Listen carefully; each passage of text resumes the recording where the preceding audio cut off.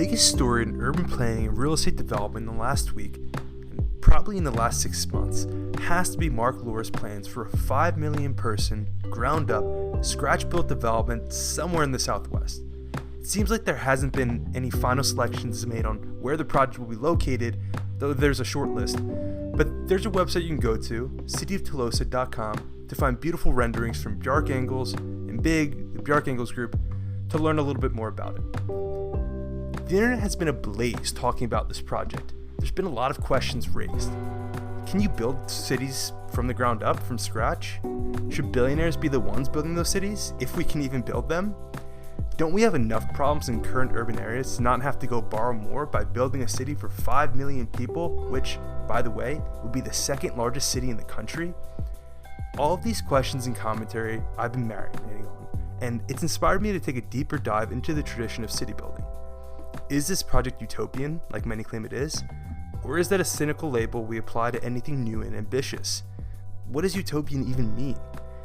Is the biggest problem with this project that it ignores our current problems, that it's too ambitious, that it concentrates power in the hands of a select few who are already among the most elite?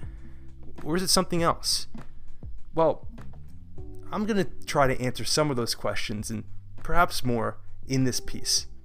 Without further ado, building Utopia. Utopias are easily dismissed. Part of this is in the name. Definitionally, Utopia means no place. Coined by Thomas More in his 1516 classic, utopias aren't meant to exist in the real world. They are the sometimes well-intentioned dreams of fallible people trying to create infallible places, wholly encompassing the interpersonal relationships, politics, economy, and day-to-day life of the imagined residents. Biases and personal experiences make it such that what may be utopian for the visionary may not be for the others. Perhaps such a vision could even be dystopian. More's imagined utopia, after all, was a strictly regimented society that frowned on idleness and relied on slave labor, despite many of the society's enlightened ideals. Self-determination, personal autonomy, and private property rights, hallmarks of our current world, are conspicuously absent. A utopia created and controlled by the mind of one person can never truly be enjoyed by all of those who are meant to live there, as their motivations, interests, and priorities are varied and can't all be captured in one simplistic ideology. Those places that come closest to meeting the mark of an idealized community are usually just called good places. And even the best places have many things they can improve on. So, within this context, I want to be mindful not to dismiss the biggest news this past week, or swat it away as the fever dream of a billionaire with too much money lying around. It's really much too important of an idea, with a greater than non-zero chance of being realized, to treat with such flippant behavior. We kind of have to operate with the assumption that this is going forward. So, this week, Joshua Brustein detailed entrepreneur Mark Lohr's ambitions to create a 5 million person city somewhere in the Southwest. That much we know. At first blush, I was in awe. For several years, I've been a passionate student of city building. One of the first projects that got me interested in real estate and urban planning was an eco-friendly master planned city outside of Tianjin, China. The idea that an entirely new place could be conceived and created within a decade or two was revelatory. I wasn't yet in high school and had assumed that the world around me was fixed. Every place that existed was immutably so.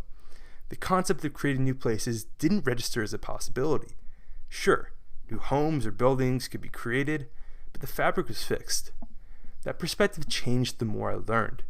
New cities are created all the time. In fact, they're somewhat inseparable from modern humanity.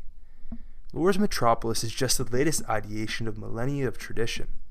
One of the first planned cities, planned being used loosely here, was Mohenjo-Daro in modern-day Pakistan, which was designed more than 4,500 years ago. Archaeological evidence shows that other settlements in the Indus River Valley likewise enjoyed a high degree of planning. Through a gridded network of streets oriented in a hierarchy of narrow pedestrian alleyways up to major avenues, quality of life considerations could be seen throughout the plan, like orienting homes to shield them from noise and ensure privacy. Similar archaeological evidence of planned cities has been found around the world from pre-classical societies in modern-day China, the Middle East, India, Egypt, and Africa. In the classical era, Grecian colonies were planned with orthogonal precision following the theories of Hippodamus, one of the fathers of modern-day urban planning. As with much else of what the Romans did, they built off of Grecian precedents to modify Hippodamian plans to fit their needs. Rome oversaw the planning and construction of hundreds of settlements, from castra, forts, to entire cities. Through careful surveying, streets were laid out in a grid of intersecting straight streets, with principal roads running east-west, decumanus, and north-south, cardo, that formed the center of their cities. All public buildings, as well as the most prominent public spaces and markets, occupied the central area at the intersection of decumanus and cardo. Vestiges of these plans can still be seen today in the foundation of cities across Europe and North Africa, including Barcelona, Turin, Alexandria, Lyon, and even small parts of London, among others. To this day, Roman planning still informs a great deal of modern urban life via its principles. A human tradition of city building. Successive eras of city building followed. Favorite/notable plans in parenthetical here. Medieval. Examples including Carcassonne, Nordlingen. Pre-Columbian, Teotihuacan. Renaissance, Florence, Palmanova being the examples here. Enlightenment, Savannah, Barcelona, and particularly Cerdas Eixample in Barcelona, as it's had several urban experiences in its history. Garden City era, Letchworth, Wellman, and Forest Hills Gardens in Queens. Modernism. Fortunately, I don't have any favorites here, and we'll hear a little bit more about the notable plans there in a later section. New Urbanism. Seaside, Poundbury, and Kayala are the developments here. And finally, our present era of smart cities. Songdo in South Korea is probably the best example here.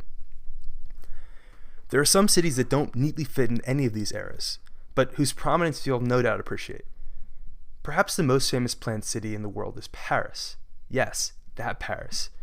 Baron Haussmann was dispatched by Napoleon III to modernize the then insalubrious city through improved sanitation, light, air, open space, safety, and circulation. Haussmann tore through medieval quarters, carving Paris's now famous boulevards through mazes of streets and narrow streets, and warns of perceived blight. This is not unlike urban renewal policies employed by American cities in the mid-20th century, albeit to much different end results. In doing so, Paris is provided with scores of city parks, access to fresh water, a comprehensive sewage system, gas lines, tree-lined streets, and thousands of new buildings in a style now named after Haussmann. Through a vision that was executed by an army of deputies, the Paris we know today, one of the world's most beautiful, livable, and loved places, was created out of a vision.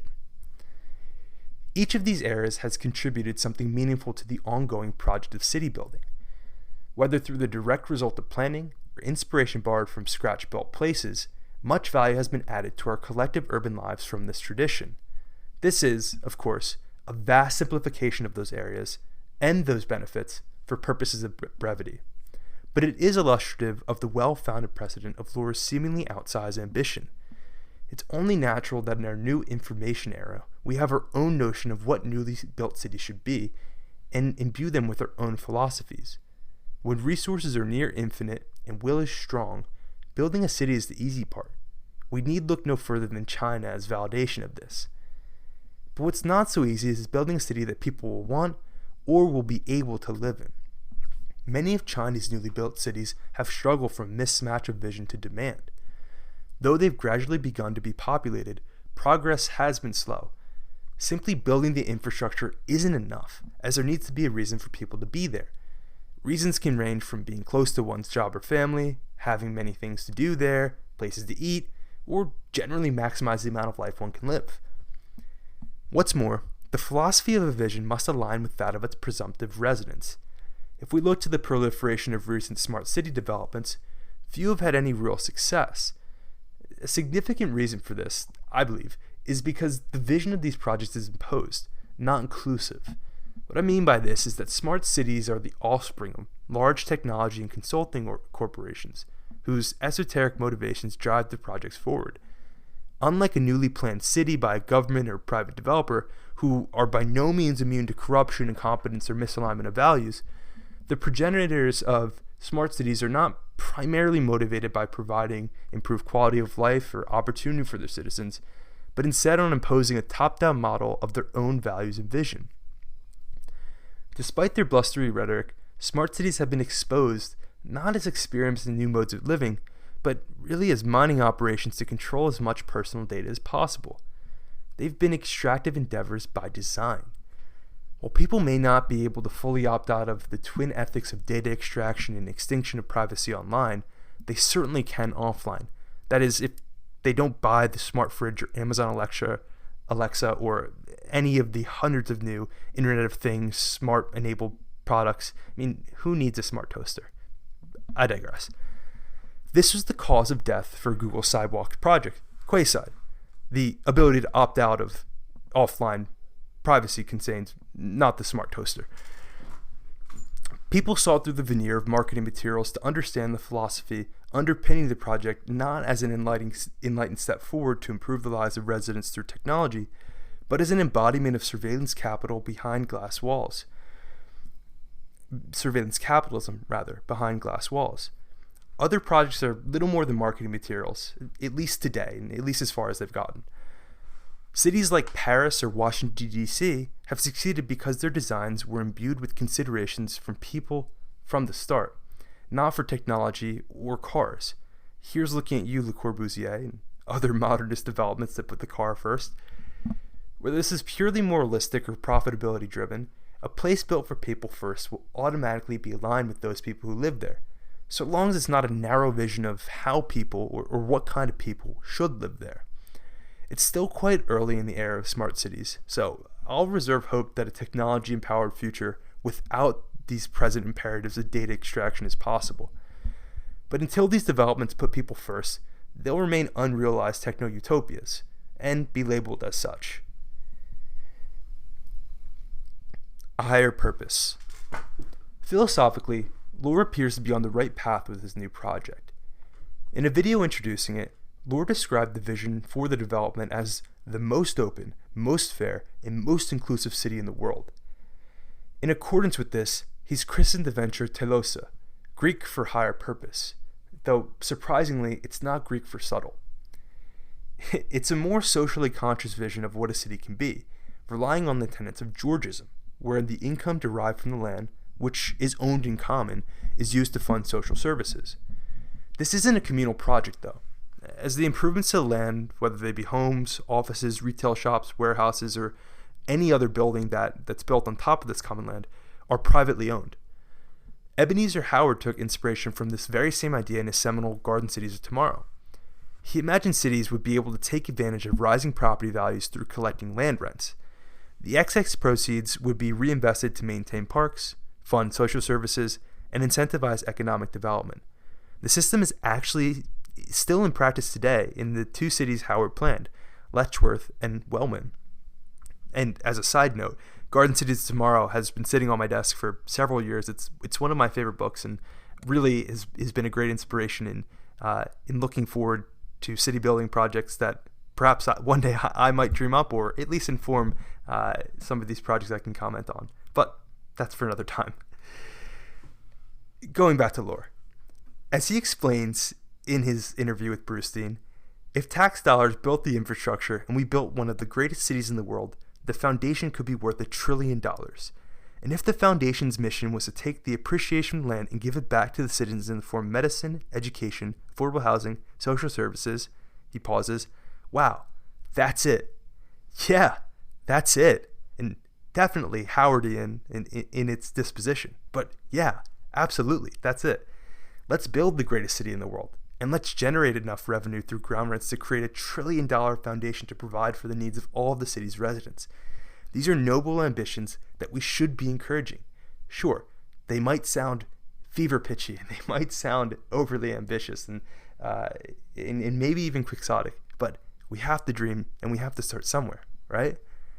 But where Brustein is less sanguine about the project of new cities, bordering on mockery at some points, and he references figures who share this skepticism in the city building project, it's not in keeping with history or modern American precedent. While it may be difficult to imagine within the confines of our current development patterns, The mission of city building is more expansive than unicorn planning, libertarian free towns, utopian fancies, smart cities, or government-sponsored projects born out of national pride. We have a tradition of city building in the States that goes well beyond these strawmen. Savannah, Chicago, Washington, D.C., New York, Philadelphia, Buffalo, St. Augustine, and much of the Midwestern and Western United States were all planned to varying degrees of success. To go back to the Midwestern and Western United States, this was de facto via the Land Ordinance of 1785. If you've ever flown over the country from one part to the other, you'll notice that a lot of these states are very square. Yes, on the map, but also on the ground beneath you. This is because of the Land Ordinance, which, though it's a little bit too much to get into here, designated that townships should be planned out 6 by 6, by 6 by 6 by 6, so they're easily subdividable, easily planned, and it was really copy and pasted across the continent. So that's why we have squares of a land across the United States, but all planned. Going back to the piece. In contemporary times, we've built cities from the ground up to house more than 100,000 people, notably Columbia, Maryland, and the Woodlands in Texas. Though these are far from perfect places, I emphasize that, far from perfect places, they've served as building blocks for a new generation of master planned towns in the U.S. Of particular relevance, projects from the new urbanist movement have embraced the tradition of city building, applying traditional town planning and architectural principles to new developments. These projects have flaws too, as any place on earth does, but they're far superior to the alternative of exurban sprawl and are broadly beloved by those who live within them, regardless of what critics think about their architectural style. Yes, some may be pastiche, but I really do think a lot of them are great places to live. Newly developed housing that's relatively affordable is where the demand is. Much as I would love to shepherd growth to Buffalo, Cleveland, Detroit, or St. Louis, all are fantastic places that deserve to be shared among more people. Unfortunately, demographic trends point to people wanting to live in growing places that feel new, exciting, and offer the modern conveniences they've become accustomed to. At a time where housing crises are rocking the country with increased ferocity, we can't turn our noses down on grand plans of more places for people to live. We have to reject the cynicism. The key is to direct this growth in a responsible way in order to create more sustainable, more equitable, denser, and more mixed-use places. When we don't prioritize coherent, urbane development patterns, we get what we've experienced for more than a half a century: exurban and suburban sprawling growth that dominates our landscape, eviscerates natural environments, and forces car dependency within inherently stratified community structures. This is something that I think most of us can agree is not desirable. When every home looks the same and costs the same, there's little hope for diversity of experience, background, or even thought, and I'm sure people who've lived in these types of communities can attest to that. To some extent, of course, not everyone who lives there. But instead of grand cities, we create climate-destroying realms of homogeneity. More coherent visions of a comprehensive built environment are existentially mandated. The vision that Mark Lohr and Bjarke Ingels have created is of this coherent, comprehensive, and aspirational nature. Yes, our existing cities have many problems that require doing the hard work and unheralded work to provide everyday services to their people. But the ambitions of one group to create a city of 5 million people over the course of several decades doesn't take anything away from the work of existing cities. They're not mutually exclusive. There are more than 325 million Americans and nearly 8 billion people on Earth. To dismiss one project in the name of solving other issues, whose first phase is intended for a mere 50,000 people and is more than a decade from delivering, is to ignore the agnostic nature of the market. It's been telling us that people want to live in new homes where they don't have to worry about the mundanities of maintenance or municipal governance.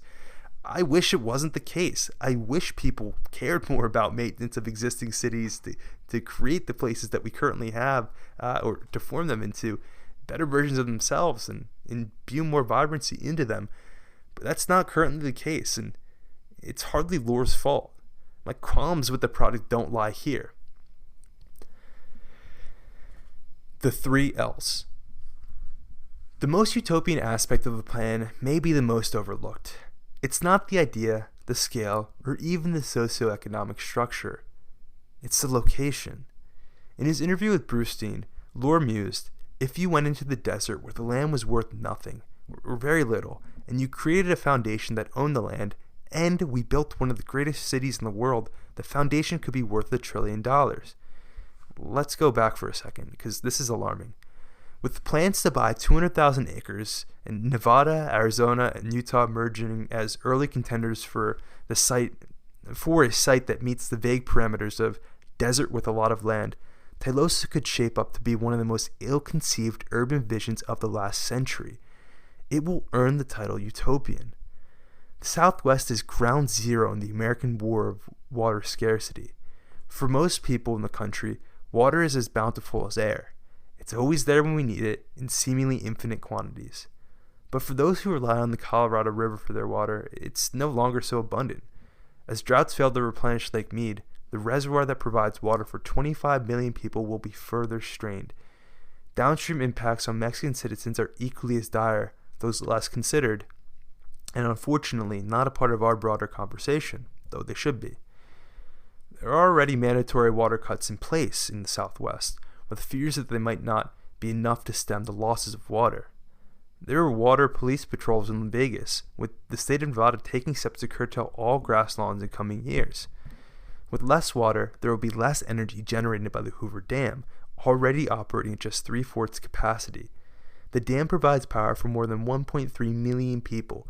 This is important not only so that those people can have lights, cook food, and use the electronics that have become extensions of ourselves, but to maintain the system that allowed people to move to the Southwest deserts in the first place: air conditioning.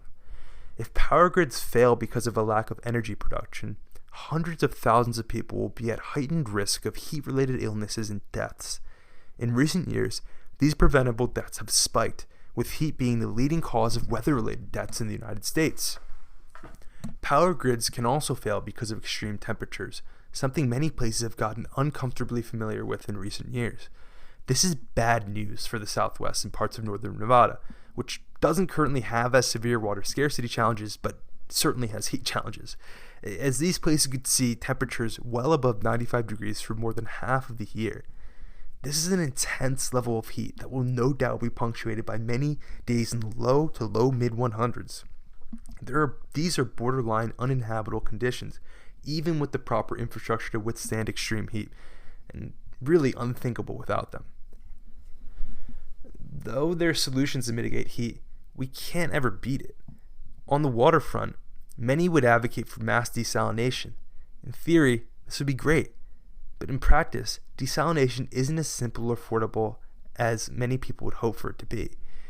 Current proposals of sending trains of water from the Midwest to Mississippi is not a great long-term solution, and maybe not even a viable short-term one.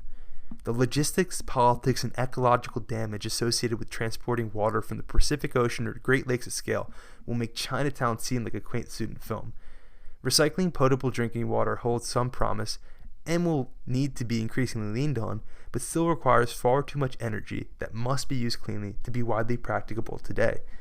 And yes, there have been proposals to send trains of water from Minnesota and the Great Lakes down to Arizona, but those proposals have been vetoed by residents of the Midwest. This is not shaping up to be great.